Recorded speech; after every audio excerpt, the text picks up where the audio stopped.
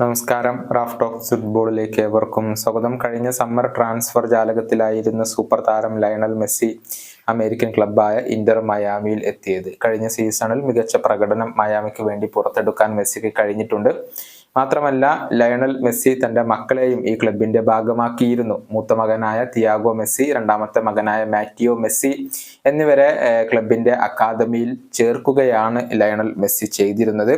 മാറ്റിയോ മെസ്സിയുമായി ബന്ധപ്പെട്ട വാർത്തകൾ ഈയിടെ സജീവമായിരുന്നു. അദ്ദേഹം മികച്ച സ്കില്ലുകൾ പുറത്തെടുക്കുന്നതിന്റെയും ബൈസിക്കിൾ കിക്ക് ഗോൾ നേടുന്നതിന്റെയും വീഡിയോ എക്സ് ഉൾപ്പെടെയുള്ള സാമൂഹിക മാധ്യമങ്ങളിൽ വളരെയധികം ശ്രദ്ധിക്കപ്പെട്ടിരുന്നു. അതുപോലെ തന്നെ മെസ്സിയുടെ മൂത്ത മകനായ തിയാഗോ മെസ്സിയും ഇപ്പോൾ ശ്രദ്ധേയനാവുകയാണ്. മികച്ച പ്രകടനമാണ് ഇന്റർ മയാമിയുടെ അണ്ടർ 12 ടീമിന് വേണ്ടി ഇപ്പോൾ തിയാഗോ പുറത്തെടുത്തിട്ടുള്ളത്. ആകെ കളിച്ച 6 മത്സരങ്ങളിൽ നിന്ന് 13 ഗോളുകളും 7 അസിസ്റ്റുകളും സ്വന്തമാക്കാൻ തിയാഗോക്ക് കഴിഞ്ഞിട്ടുണ്ട്. മികച്ച കണക്കുകൾ അവകാശപ്പെടാൻ അദ്ദേഹത്തിന് കഴിയും.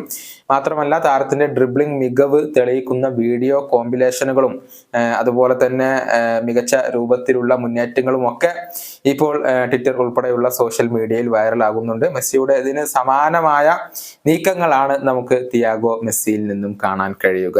മെസ്സി തന്റെ മക്കളെ സപ്പോർട്ട് ചെയ്യാൻ വേണ്ടി സാധ്യമാകുന്ന സമയത്തെല്ലാം ഇന്റർ മയാമിയുടെ അക്കാദമി സന്ദർശിക്കാറുണ്ട്.